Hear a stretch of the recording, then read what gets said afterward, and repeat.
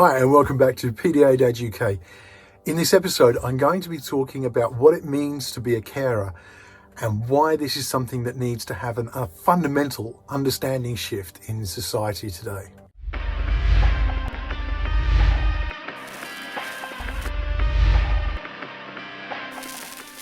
So as I say, welcome back to PDA Dad UK. Before I go on, please, I know I ask every time, it makes such a difference. If you could go hit like, hit subscribe and ring the bell, and you'll always know when there's new content coming up. As I say, what I want to talk about in this episode is what it means being a carer in today's society and why there needs to be a fundamental shift in the understanding of what being a carer is. Now, I say this because there are so many different types of carer, and I'm a carer. So I'm what's classified as an unpaid carer. Basically, I classify it in most cases as being unemployed as a result of being a carer. Now, this is something that came about because my family was in dire need and continue to be of extra support that can't be provided without my being at home. So for a period of time, we were involved with social services because of the issues my daughter was experiencing and the way that related to my immediate family. So for my wife, we've explained before, my wife is bipolar and has a number of physical issues as well as some other mental health issues that are related to her. When you combine that with the needs of my daughter, it means that I was in a situation where I was working employed in the private sector. I used to work for doing marketing and social media marketing and business development in a cloud computer company. And what was happening was that there were constantly, proverbial fires that had to be dealt with in the home. And I had to be going home constantly, sorting stuff out, coming back in.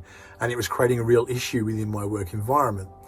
To combat that, what I did was actually set up my own business. So I actually started a business where I was able to go out to small businesses around my local area and provide piecemeal marketing services for them. So companies that didn't have the budgets to have a full-time marketer, they could then bring me in. And it was working very well.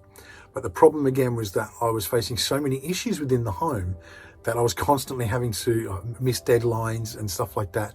And it was affecting the business from that point. And it was actually the family social worker that said to me, look, you really need to become a full-time carer in your home. And they took me through that process. And I was very, very uncomfortable with it.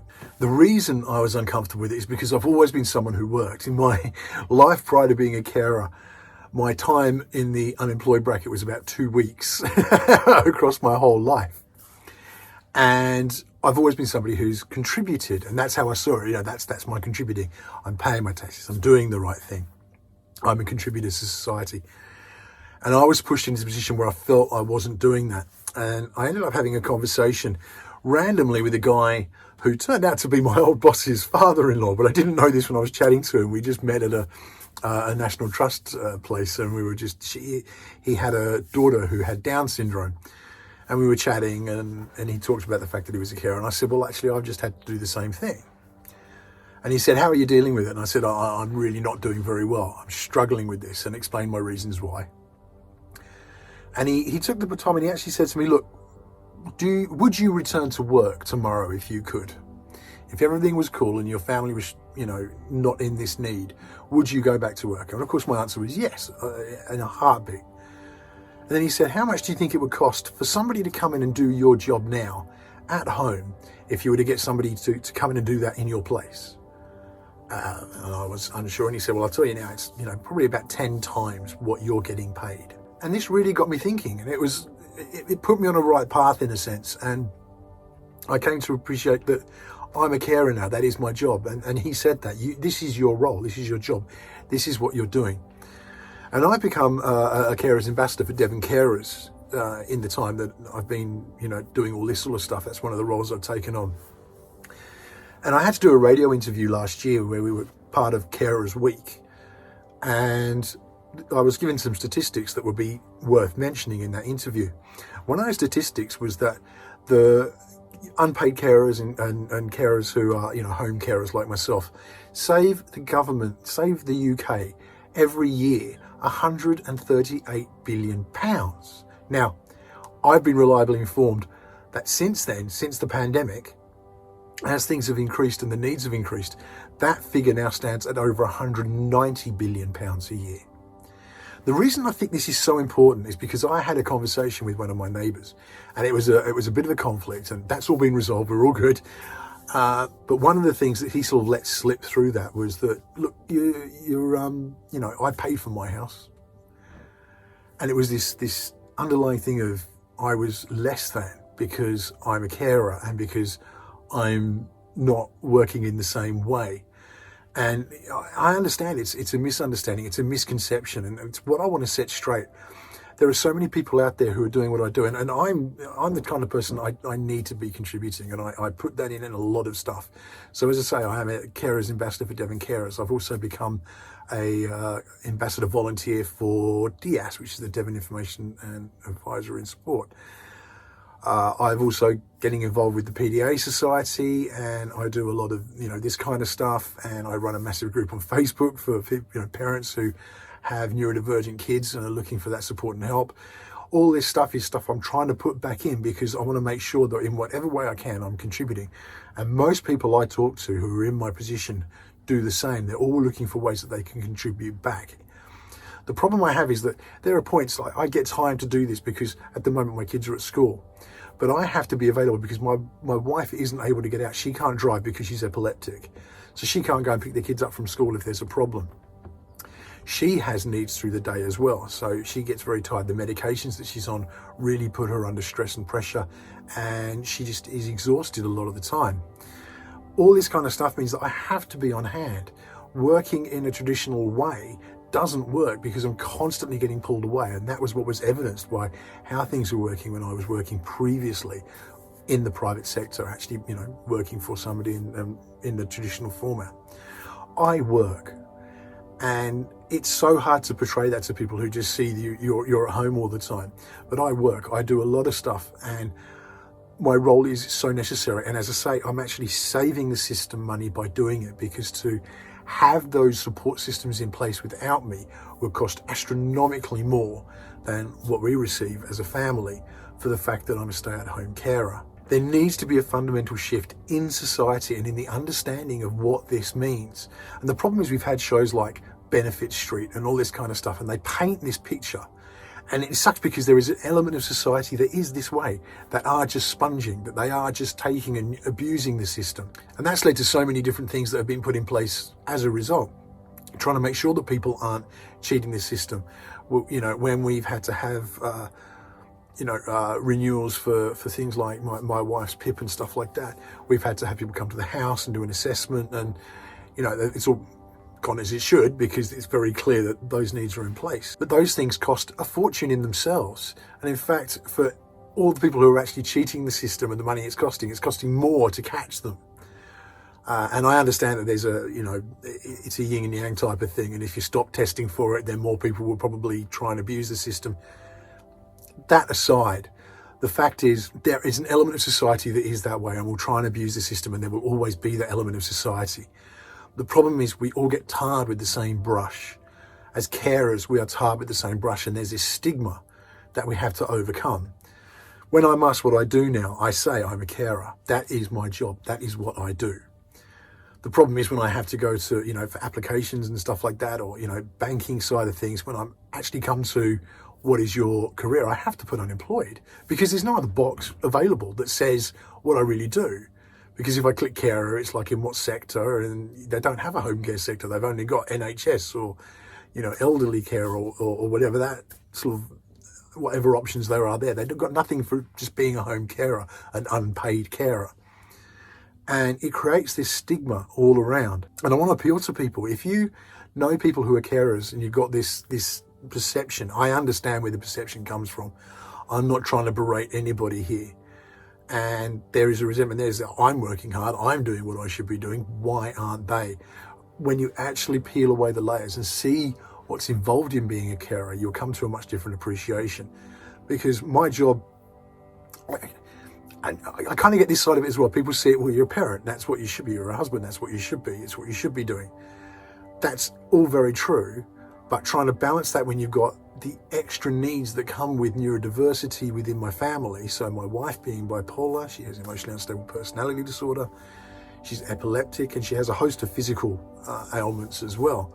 Her needs, fibromyalgia being one of them, her needs are quite strong. When she has a bad day with fibromyalgia, it's a bad day, and she's out for the count. Likewise, my daughter, we had an experience just late last year, coming up to Christmas, where my daughter experienced a psychotic episode, and I had to be available to do all that kind of stuff and be there. And it's not fair on businesses that are relying on me being there doing my job to make money to pay me and to, sustain their business if I'm suddenly unavailable, and it's consistently, and that was what was happening. So I was put in a position where I had to do what I had to do. And as a family man, I should be doing that stuff anyway, in the sense that I should be there for my family regardless. That's what a father should do. That's what a husband should do. However, it increases dramatically when you bring in the needs of a person who's autistic and a person who has bipolar. When these sort of things are combined in the house, and the challenges that brings, it's a whole lot more intense. And I have to hold things together. And if I'm not there, things fall apart, and they're a lot more damaging, and the knock-on effects of everything is far worse if I'm not there to deal with certain things as they happen. If my wife has a fall and she needs help, I need to be there to be able to help her. And if I'm at work and if she can't get to her phone, she could be there for hours. If I get home and it's happened, I've got home and found her collapsed at the top of the stairs, and I've had to deal with that. And I don't know how long she'd been there till I got home. She was unconscious. It's that kind of thing. That stuff happens, and it happens more regularly and more consistently when you are experiencing these things within realms of things like epilepsy, of things like bipolar. Being able to monitor, where meds are taken, being able to monitor moods. And that's a really big one. And people don't realize this is part of what we do. It's not just about the physical thing. It's about constantly being aware. I have to know the warning signs that maybe my wife's dipping into a bad place, and I have to be able to, take action as required, call the right people for the support that we need in that, psychiatrists and that kind of thing. That all has to be in place to make sure that she's healthy within herself and that she's feeling supported and cared for in that way. For my daughter, there are times that I have to go and get her from school because she's just not coping in the school. Even in a send school situation, there are times where we have to be able to pull her away, and I have to be able to do things. And we have things like psychiatrist meetings for my daughter. We have blood tests and stuff like that. We have reviews and all kinds of stuff that takes place usually within school hours, and we have to be able to get her to that, and they're frequent. And it's the same for my wife. There's constantly specialists and all that kind of stuff involved, and we have to be available to be able to get them to these things. It impacts on my ability to work in a professional setting, if you like, and take care of those responsibilities. And that's why the system's here. The system's not here because it was just thrown in there as a let's just give some money away. It was actually sensibly put in place because, as I say, it saves hundreds of billions of pounds a year having this system in place. But it's also there because there are needs and there are situations where this stuff is needed. And it sucks that there's an element of society that will abuse that. But it's a small element. But the trouble is they make all the news. They make all of the headlines. They're the ones that is clickbait, if you like, when you see it, and it gets you riled up and it gets you angry, and everyone gets on social media and has a moan and hasn't, a time with that. It's so difficult to get the understanding across that actually, for the majority of people, that's not the case. And tarring everybody with the same brush is a real problem. We need to overcome that. And the impact it has on mental health is huge. My mental health is affected when other people see me in that light. Now, most people know that I do all this extra stuff and I don't get tarred with that brush as much, but it's still there, as evidenced by this discussion I had with a neighbour. People do still have that perception and a misunderstanding, and I understand where the misunderstanding comes from, but it's something we need to educate and rid society of this opinion, this stigma that's there. It's getting better, but by the same token, it's still quite rampantly there. How do we get society to understand the importance of these roles? Well, it's things like doing this, getting this word out. If you have friends or family members who are carers and you've got this niggling thing in the back that's like it's unfair or it's not right, have a look at what they're doing and actually what it takes. My day starts at 5 a.m. when my daughter gets up, and it doesn't usually finish till about 11 p.m. I have a break in between in the day if they're at school, but often I've got things to do. I've had meetings today and all kinds of stuff that I've had to do before doing this, because that's important and it's necessary stuff to be done, and it can't be done outside of those hours because these professionals work 9 to 5, you know, and my kids need me in the mornings, they need me in the evenings, and my wife needs me 24/7. So how do I roll that into if I was to be working in a traditional professional role? It doesn't, and it can't, and history's proven that with what happens to my family and the fact that I had to become a carer. It's so important, and I really appeal to you, reach out to the people that you know are carers and actually check on their mental health. It really affected me when my neighbour said this, and it played on my mind a lot, and it can push me into a place where I feel less valued as a member of society, and that shouldn't be the case. I know my value, I know what I do, and it's so easy to let these things slip and you don't realise the impact it has afterwards. And you know, we get it constantly. We get it through social media. You hear all this stuff, the headlines and all this rubbish that accompanies. And I think it's only going to get worse over the coming 12 months or so, as we shift in the increases in national insurance and all that kind of stuff. And it's all going to play back to what's really going on, and how it affects us is huge. Reach out to these people and see if you can be a support, and maybe I really appreciate what you're doing, and I know that you're working hard. It can make a complete difference to how someone responds. That's what I wanted to say. I really appreciate you listening, and I really do ask, if you're in this situation, if you're feeling this pressure, put it in the comments. Let us know what's happening, and if you've been able to do something to rectify it, please do. If you're in that portion of society that feels this is wrong and you've got an opinion on it, I'd love to hear it as well, as long as it's in a positive dialogue format. I'd love to hear it in the comments. Please do put that in. Hit like, hit subscribe, and ring the bell, and you always know when we've got new content coming up on the channel. I will be back on the next episode. In the meantime, I hope you guys are staying very safe. I'll see you next time.